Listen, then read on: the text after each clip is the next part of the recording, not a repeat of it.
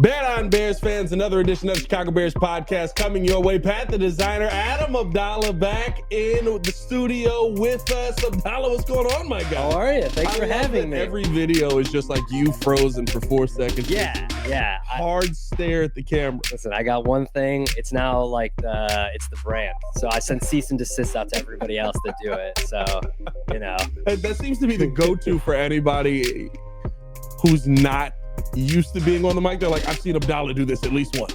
Well, it's like it started out with obviously we go, I'm not trying to like build myself up or anything, Go ahead. You're at these like remotes and these events with people and they want to take pictures and I'm like, I never knew what to do with my hands. Like, I never know if I should be like, put my arm around someone. Like, I don't want to, get in someone's space. So I just did the thumbs up and it was like, all right, this worked. And it just kind of stuck. So, I love it. Yeah. I love it. No, it works for you. Hey, we got to find something that works for this Chicago Bears team because I don't remember at which point did we had you on last, but it wasn't this bad. No, I think it was more. I think it was before the season. We might have still been optimistic at that point. I think I was still saying 9 or 10 wins, which is still mathematically possible. 9 wins, still possible. Still possible. Tomlin Brown. Yeah. Let's see. But yeah, it's a different vibe now. I think the vibe is better if you would have had me on a week ago or maybe 2 weeks ago. But yeah, they definitely need to find some answers here in the next 5 weeks, and then obviously. Starting on the Monday after the end of the season, got to definitely find some answers. So well, let's hope we can. I thought it was very interesting last night hearing from Albert Breer. I mean, it seems like, and we heard this from Courtney Cronin as well, that the Bears are very interested in going out and talking with big name guys this offseason, which seems completely different from anything the Chicago Bears have ever done here, especially when you think about a guy like Ben, who we got to see last night with one of the ballsiest coaches of all time. Yeah.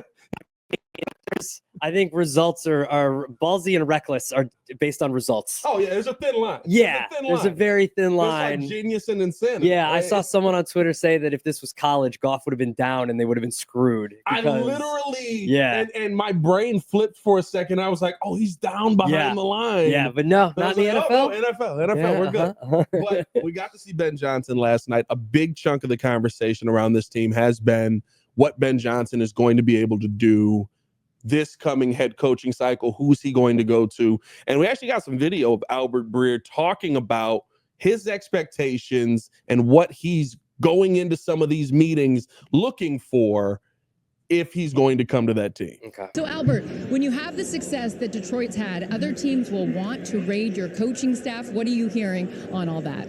Well, Ben Johnson's certainly going to be at the top of a lot of lists, but the Lions offensive coordinator is planning on taking a very different approach to this hiring cycle than he has to the last couple.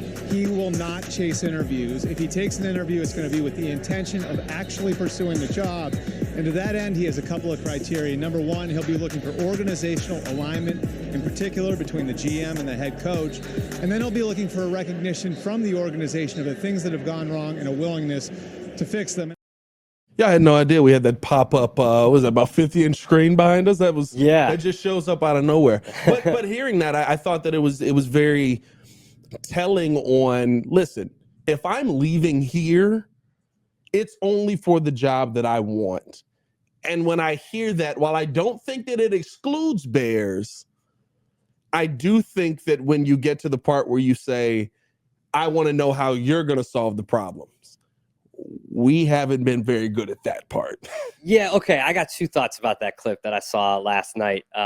First of all, who the hell does Ben Johnson think he is? Oh, we going at Ben Johnson? No. I'm not like. Listen, okay. I'm old enough to remember Adam Gase failing. Yeah. I'm old enough to remember Mark Trestman failing. Yeah. I'm old enough to remember Matt Nagy failing. Maybe Josh McDaniels twice. Josh McDaniels failing. He was supposed to be the wonder kid, right? Yeah. I get it.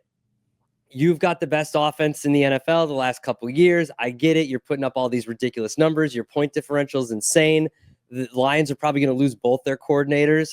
There was a piece today by Dan Graziano ranking the top 10 candidates for coaches. And, both coordinators for the Lions were top 5. So I don't know, man. There's only 32 of these. Yeah. And I think when you come in, never have been a head coach before, it's a lot of pressure. And especially when you're either going to go to a team that has the talent of Caleb Williams, who's supposed to be this generational talent, and you're going to be in charge of developing him and, getting the most out of him, or you're going to go to a team that has a top draft pick that is either going to have that's either going to take a run on a quarterback this year or maybe wait till next year. You're going to get a young quarterback. Like, let's say he goes to the Jaguars. Yeah. Like, you got to fix what's going on with Trevor Lawrence and the entire organization. Like, it's a lot than just calling plays. Like, you are in charge of an entire organization. If you come here, I know that the Bears are trying to preach charter franchise and all that kind of stuff, but they're right. Like, this is the charter franchise.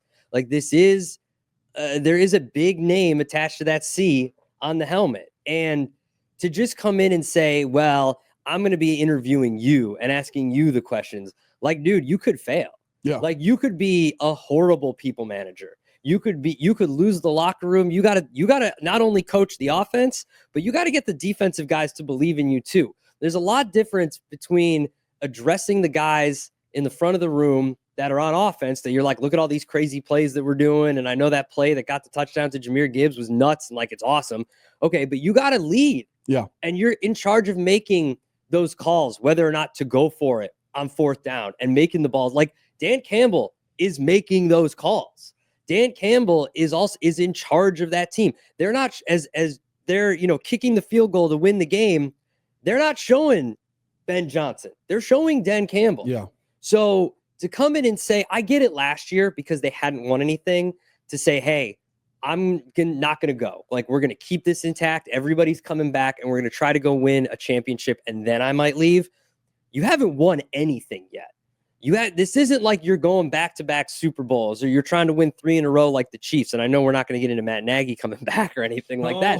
But like, at the same time, like, who do you think you are? Here's the thing though, right? I think he's a Dan Campbell coach. He could be. We don't know. He's a part of that Dan Campbell coaching tree where it's like, listen, that while he's not getting his play calls and things like that from Dan Campbell, you're being coached by a maniac. You're probably a little bit of a maniac yourself. He could be. I would expect you to come into interviews a little bit like a maniac. He could be. And I get, the point differential too has a lot to do with their defense and what their defense is doing. It's not all Ben Johnson. I would love him to be the coach of the Bears. I think that he's worthy of being the top candidate. But just to say that I'm going to go in to these interviews and need answers from these teams, that's all well and good. But like, you're not Mike Vrabel. You're not Bill Belichick. You don't have any skins on the wall yet. You don't have any rings yet. Yeah. You don't have any trophies.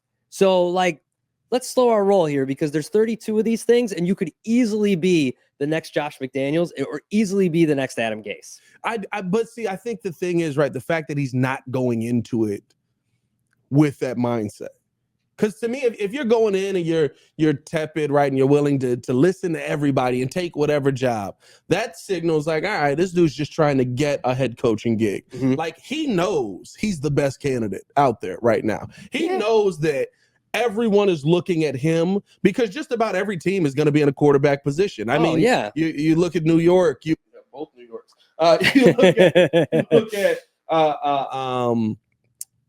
the Bears, Chicago, the you Jaguars. look at the Jags, you look at like every one of them is going to be in a situation where they have to develop a quarterback piece there. Mm-hmm. And I mean, I doubt they're moving on from Antonio Pierce, right? But you would assume that there's some kind of quarterback situation upgrade coming in not Oakland, what is it now? LA, like those. I think that going into those situations with confidence and going in almost on it, this kind of feels like an Eli Manning.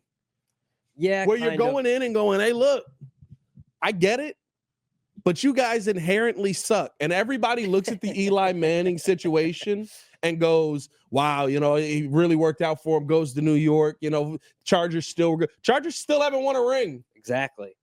So Eli was right. Archie was right. Yeah. So I think Ben Johnson, if he picks the right spot, will be proven right. I do think, and like, this is just me thinking here because I watch a lot of college football. I look at these quarterbacks. This class ain't it. Like in mock drafts, you're seeing one quarterback in the first round. Yeah, Cam. No. Or It's not Shedeur? Shedeur. It's Shedeur. Everybody else is You second. think Cam's dropping? No, I just looked at. There was one yesterday that came out. There's a couple that have come out, and yeah, it's the draft. So once we get to it, there's probably going to end up being 3 or 4 quarterbacks taken. Exactly. But at the moment, right now, I mean, Carson Beck was supposed to be the first pick in the draft. Now he's the 2nd or 3rd round guy. Yeah. Like, I think that if Ben Johnson goes to a team, it's going to be a team that already has a quarterback. So the Bears or the Jaguars. Right. Because you've got Trevor Lawrence, who we know what he can be at his best. And we've seen what Caleb Williams can become because we've seen those flashes and we've seen what he can do late in games. So I think it's going to be one of those 2 teams. It's going to come down to organizational things, like he said. And I saw a lot of people last night on Twitter after this clip was making the rounds saying that, oh, well, that means he's not coming to the Bears. Does it, though? Because my second thought about this clip is the Bears are doing things different this year. They fired a coach. Literally, the only last time they've had to replace a coach mid-season is when one of them went to war. Like, one of them had to go to military duty and had to go to war, so they had to replace the coach. I didn't think about that. That's a great stat. Like, it's not the first time they've had to replace a coach. It's just the only time they fired a coach because the other one was like, guys, I got to go defend the country. So he went to war. So he chose war over. He did. I mean, if we're being real. I mean, ask Eberflus now. I mean? So I think that they are doing things differently. I am one of these people that believes that Kevin Warren should have no say in this because he's never picked a head coach before. He doesn't know what a football coach is supposed to look like. He's never picked one. When he was with the Vikings, he was Ted Phillips. He was the money guy. Yeah. He was never in charge of knowing who, and the only coach they hired when he was with them was Mike Zimmer. And Mike Zimmer is one of these hard ass guys. And he was successful, but he's never been the guy to go in and point out that's going to be a successful head coach. He doesn't have a track record of picking out head coaches that are established, that have been there for, 5-6 years. And that's what I want with this Bears team. I want a coach that's going to be here for the next decade. I'm not saying we need to hire the next Mike Tomlin, but you want a guy that's, you can count on, that's going to get a few contracts. It's going to be here for a while. Someone like Lovie Smith, who is going to be around, that where like the bar was so high that he won 10 games and didn't make the playoffs. That's why they ended up getting rid of him, because the bar was that high when Lovie Smith was here. So I do think that the Bears are doing things differently now.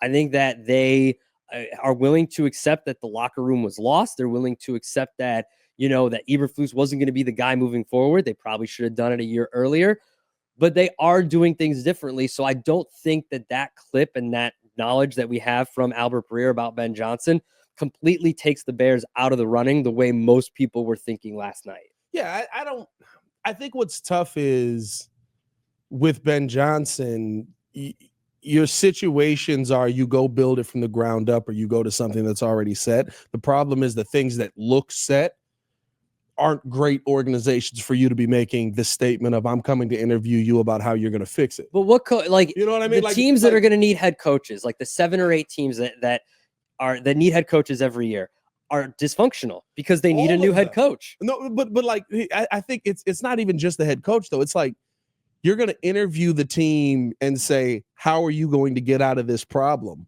Mm-hmm. It's the Bears. It's the Jaguars. It's the Jets. It's the Giants. It's the teams that haven't figured out how to get out of this problem. Yeah. You are the answer to how we're going to get out of this problem. Yes and no, because like if you're the Jets, what are you going to say? Hey, we're going to keep Aaron Rodgers for a year, and then if he decides he wants to play the year, and then what? You win a certain amount of games that takes you out of a good quarterback. So then you got to trade up to get a good quarterback, or you take one of the second tier guys in next year's draft, the year after. So 2026's draft.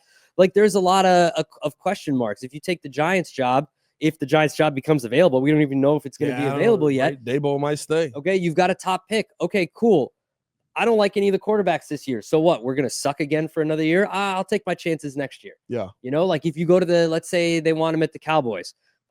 Do you like Dak Prescott? Do you want an owner who's going to be in the room making picks for you? Are they going to fire Mike McCarthy? They have to extend him. He's on the last year of his deal. So they could just be like, no, dude, don't come back. Your pass doesn't work anymore. Sorry, your pass expired on January 5th. Doesn't feel like Jerry. Yeah, but again, do you want an owner that's going to be, would you rather have an owner that's just like, you guys take care of it, I'm just here to give final say? Or do you want an owner that's literally when they show the picture of the draft room, is sitting in the middle of the table, making the decisions and having final say in the decisions? So I think that he's got a lot of choices. Obviously, he's the number one pick, but also like, dude, slow your roll. Like, you haven't done anything yet. Like, you know what it's like to be in a building with a very good head coach and a team that has gotten very far, but you haven't gotten far enough yet. You haven't even gone to a Super Bowl. Yeah. So like, let's slow our roll and maybe just sit back and be interviewed first and get your answers that way before you come in with a head so big they got to order one of those big hats for you to walk into the building. Like, I mean, come on, man. I think Ben Johnson is going to be the jewel of this year's coaching search. It's going to be the prize that most teams want. I think what may be different, though, is there's so many options. And what's interesting about the Bears especially is, we heard options when Courtney put the article out, even hearing from Breer last night. The Bears, they want to interview Ben Johnson, but it's not just Ben Johnson. I asked Courtney this yesterday, is the belief around Hallis Hall that they think Ben Johnson that Thomas Brown could be the answer. And, it seems like there's this backing, not just from the players, but from the Bears organization. I genuinely believe, and when you hear from front office members who talk about Thomas Brown, I genuinely believe they want him to work. Like, there's a part of me that literally was like, because we heard the report yesterday that the Jim Harbaugh thing didn't happen. I pushed back on that and say, well, we also heard Cap say that they were never going to fire the coach with 3 years left on his contract. So why am I calling Harbaugh? If that's the case, there's a part of me that's like, I'll bet you Ryan Poles he was like, I'm going to get my next staff together and just tell him to wait. Yeah. And like, Flus is gonna hang himself. Like, just give him. He's good. I've seen him lose games masterfully. That's he's why I was to lose. Like, there's a part of me. I know it's not realistic. There's a part of me where he's no, dude. Look, sign. And we'll get you there. I promise you'll get there. And that's why I wasn't like, everybody was calling in and being like, you got to fire him now. You got to fire him now. And that was, 5 weeks ago. And I was looking at the schedule and the way they were losing games and be like, guys, relax. Like, it's going to take care of itself. Like, look at the schedule in the second half. Like, he ain't winning these games. So I still don't know if they're going to win on Sunday against the 49ers. I still think that there's a chance that they could lose out. You do get that coaching bump. The 49ers are obviously very injured, and you're not in a great spot either. They're basically, their season's done. Essentially, their season was over after last week's loss. So you do have a chance, but I do think that there are some caveats to Thomas Brown taking over. Obviously, I think part of me thinks the Bears would love him to work out because it's the easy option. Because you just go in, and there's two ways this could go. There's two paths you could take. He could win on Sunday. He could beat one of the teams in the division. He could beat the Seahawks, and that's 3 out of 5. And then if you hang with the Lions, it seems like with the Lions win yesterday that the Packers aren't really going to have anything to play for that last week of the season. So maybe you sneak out a win because they're either resting guys or they pull guys in the second half or whatever they do. You could sneak out a win. So maybe you win 4 out of 5. Maybe you win 3 out of 5. If the results are there, I have no problem sticking with Thomas Brown. What I don't want to see is these close losses again. Because either Caleb came up short, or you just couldn't put up enough points, or you started slow again, like even last week, or 10 days ago, whatever it is, against the Lions, first half, no points. Right. And then Caleb started going in the second half. So it has to look different. And then you can say, all right, we're removing the interim tag. Thomas Brown's our guy. The players are behind him. What I don't want to see happen is the close losses like we've seen the whole season. They end up losing out. And then you have the situation that you have with the Raiders last year with Antonio Pierce, where you had players like Max Crosby say, I'm leaving unless he's the coach. And you listen to the players, and then you end up removing the interim tag, and then this fails miserably. And we're talking about how Antonio Pierce might be fired at the end of the year or next year or whatever. And then we have to do this all again. You have to get results. It can't just be the locker room likes him. We have continuity and Caleb really likes him. I don't want that. There has to be results. You have to have some W's in order to even get the interview. Simple as that. Yeah, and I think the blunder of Antonio Pierce is going out and getting Luke Getsy. That's the biggest blunder you could have had. But also, right, like I think the difference in that situation would be, and it'd be the difference for any coach out there. I'm not giving you Gardner Minshew. Gardner's fun, great mullet. Yeah, I mean, love a good mullet, especially on the football field. I wanted Dan Feeney to work out. I swear. I was like, there's something about a center with a mullet that just feels right. You know what I mean? Like this guy like crushes beer cans and also takes out defensive ends. I love this guy. But it's not exactly, the great situation when you're rolling up and you're like, here we go, boys. Crosby, we got receivers, we got Bowers, we got Gardner. Okay. All right. Who's after Gardner? Do we got somebody? Oh, we got Aiden O'Connell. We're in trouble. Okay. All right. So this is not going. So I'm not supposed to win, right? That's not happening here in Chicago. You're getting Caleb Williams. You're getting an offense that can get itself going. And right with Thomas Brown, if he is the guy that gets it done, I agree with you. You got to get it done with wins because he's got the pedigree. Yeah. Like if you look at it, everything else feels right. If you look at guys like Mike McDaniels, if you look at guys, like even look in the division, every coach in the division is a first-time head coach that someone had to take a chance on. We all made fun of Dan Campbell when he first got the job. Who was Matt LaFleur before they got him? Who was Kevin O'Connell before they got him? Right. They were all first-time head coaches. I like Thomas Brown. I think he commands the room. The press conferences that I've seen from him, he's loose. Like he's not this uptight head coach where what I say goes. I mean, he's pretty loose with the media. I think he does command everybody. I think the players respect him. Both sides of the ball respect him. But again, this is result-based business. Yes. I know it's a lot to force on a guy to go from, heck of a month. Yeah, to go from passing game coordinator to offensive coordinator to head coach in 3 weeks. And now you're asking him to lead a team on the road against the 49ers and then 3 division games in the Seahawks. And it's tough. Like it's tough. This feels like that tweet where it's like I accidentally became important in my job. Like this feels like one of those situations. But I think he's ready for it because I do. He was associate head coach before, so he knows what goes into being a head coach. Like, does that mean anything? Like it does. I feel like people are downplaying that. They're like, well, yeah, but it's Sean McVay. Exactly. It's like, yeah. But he won a championship as the assistant head coach. Exactly. He probably had quite a bit of say in that building. Exactly. And that's why I like him. And that's why I think that he's got, if this was any other, if he was the offensive coordinator for the whole year, I'm wondering if now again, you have to have results, if he would be the one getting interviews for other jobs. Oh, I'll say this, and here's what scares me. If he is successful here offensively, right, and maybe they don't win enough, you may let him walk out the door and he may be the guy. Exactly. I don't know if you can take that chance if they don't win enough. To me, 5-0, I said this, unless you are eviscerating divisional teams at the end of the season, and we're just like, no, it's clear cut the answer. 5-0 gets you the first interview.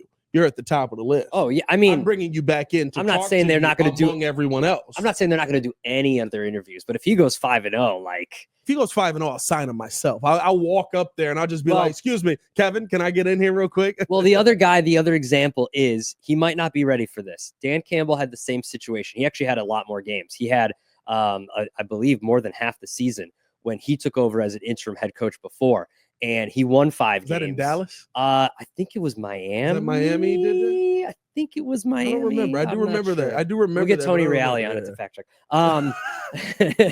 And so he was a head coach and he got 5 wins and he just wasn't ready yet. They ended up letting him go. He ended up going to the Saints, I believe. He was tight ends coach and associate head coach. And then he got the job. So he had experience. It didn't work out. He just wasn't ready yet. And that could happen with Thomas Brown.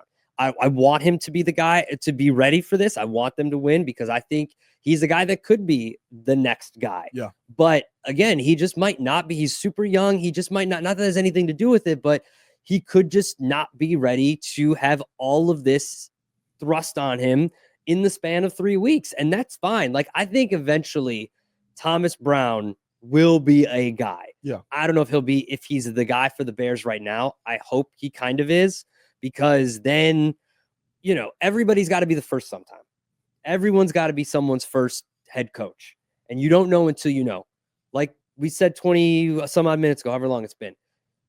Ben Johnson might fail. Yeah. He might not be the leader of men. I mean, listen, there's a part of me that feels like that is the more likely scenario than not. That sounds crazy to say because he's the number one candidate, but like, but that's how it always is. Just look at Brian Daboll. Brian Daboll was the guy. Yes. Everybody, even the Bears, wanted Brian Daboll so bad. Brian Daboll was the prize jewel that year. What happens now? We're questioning whether then he doubles down on Daniel Jones because don't act like he wasn't there when they gave him the extension. Like, he was there, okay?